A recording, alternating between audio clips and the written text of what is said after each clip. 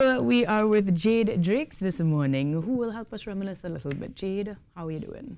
Um, You're okay. Very nervous. Oh boy. But happy to be here. Really honored. Thanks. The last time I was here, it was 12 and under. Oh wow. Yeah, So we're taking you down memory lane in a different route this morning, because Westwood Park was one of those glorious shows that Trinidad and Tobago was proud of. And unfortunately, one of the major actors in the show, Mr. Raymond Chukang, is no longer with us.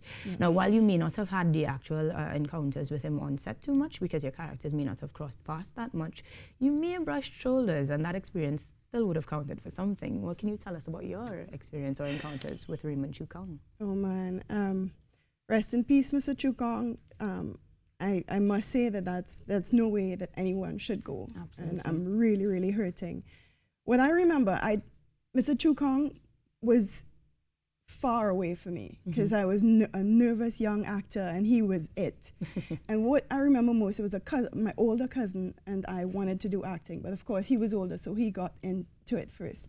So in our home in Barataria was my mom, everyone, my brother, like, he's gonna act with Chukang, he's gonna be with Chukang, everyone. It's like, it was a big deal. Absolutely, you know, absolutely. so, yeah.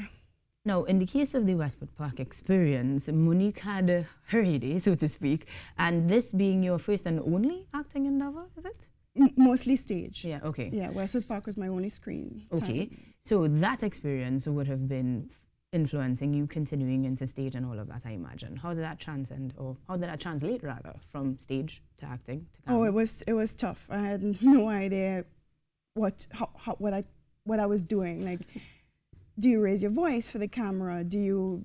Yeah, I know I had to tone it down, but how much? Oh boy. You know, and in those days I was young. Nothing. You wasn't insecure about anything. So you just did your best. I just did my best, and I had Westwood Park people were really encouraging, and it was fun. It was always laughter on set. Yeah.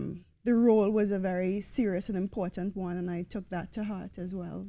And you did a great job. I definitely remember, Monique. Thanks. Yeah.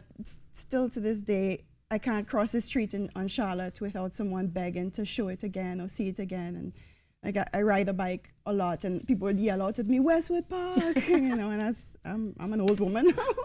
Well, Westwood Park is coming again, come July 21st, right here to TTT. Now, you mentioned, or rather, we were told that a lot of Westwood Park wasn't necessarily planned for that 5-year period. It was supposed to be one season, and then things just kept happening, callbacks kept happening. So when that call came in, okay, so we're going to do another season, we're going to continue this show, how did that impact you as an actor or actress? Just when after filming my first few scenes, I went away to university. So to tell my friends, you know, I have to run away, I'm gonna be on a soap opera. It was like, it was really great, yeah. And they would send me my lines, I would learn my lines, I'd come home, things would change. So, you know, you just adapt, and it was good, it was fun.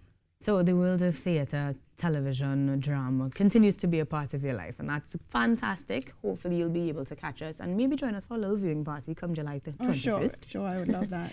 But thank you so much for joining us this morning.